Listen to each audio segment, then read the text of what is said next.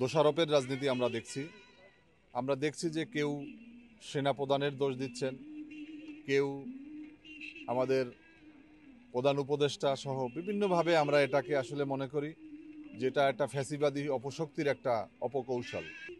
আমরা বাংলাদেশকে একটা নতুন বাংলাদেশ দেখতে চাই। আজকে যে সূর্যটি উদিত হয়েছে, আমরা আশা করব যে এই সূর্যটি যেন এদেশের মানুষের কল্যাণের হয়, এদেশের মানুষের মঙ্গলের হয়, এদেশের উন্নতি অগ্রগতি এবং শ্রমজীবী মেহনতি মানুষের যে প্রত্যাশার বাংলাদেশ, সেই বাংলাদেশ হিসাবে প্রতিষ্ঠিত হয়। আমরা বর্তমান রাজনৈতিক ক্রান্তিকাল চলছে, আমরা বিভিন্ন ধরনের দোষারোপের রাজনীতি আমরা দেখছি যে কেউ সেনা প্রধানের দোষ দিচ্ছেন, কেউ আমাদের প্রধান উপদেষ্টা সহ বিভিন্নভাবে আমরা এটাকে আসলে মনে করি যেটা একটা ফ্যাসিবাদী অপশক্তির একটা অপকৌশল। তারা এখানে মানুষের দৃষ্টিকে আড়াল করার জন্য, ভিন্ন খাতে প্রবাহিত করার জন্য তারা এগুলো করছে, এগুলো প্রোপাগান্ডা।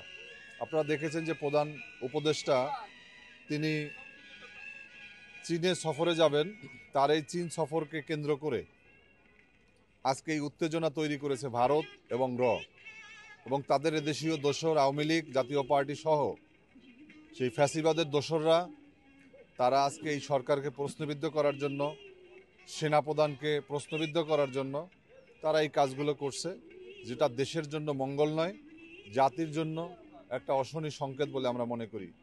আমরা এই সময় দেশের সকল রাজনৈতিক শক্তি, সেনাবাহিনী এবং সরকার প্রজাতন্ত্রের কর্মকর্তা কর্মচারী আমাদের সবাইকে ঐক্যবদ্ধ থাকতে হবে। আমরা একটা নতুন বাংলাদেশ চাই। আপনারা দেখেছেন যে বিগত 5ই আগস্টে নতুন প্রজন্মের যে লড়াইয়ের মধ্য দিয়ে হাসিনা পালিয়ে গিয়েছে, এই সরকারের পতন হয়েছে।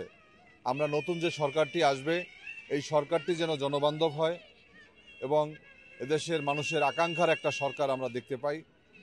এবং আমরা ইতিমধ্যে দেখেছি যে অন্তর্বর্তীকালীন সরকার তারা এই 7 মাসে বাংলাদেশের অনেক অগ্রগতি এবং মানুষের যে প্রত্যাশা দ্রব্যমূল্য তা তারা নিয়ন্ত্রণ করেছে। মাহে রমজানে দ্রব্যমূল্য নিয়ে মানুষের যে হাই হুতাশ আমরা দেখতাম এবং কালোবাজারি সিন্ডিকেট যেভাবে মানুষের পকেট কাটত, এটা কিন্তু এবছর বিগত মুক্তিযুদ্ধের পরে এমন হয়েছে কিনা আমি জানি না।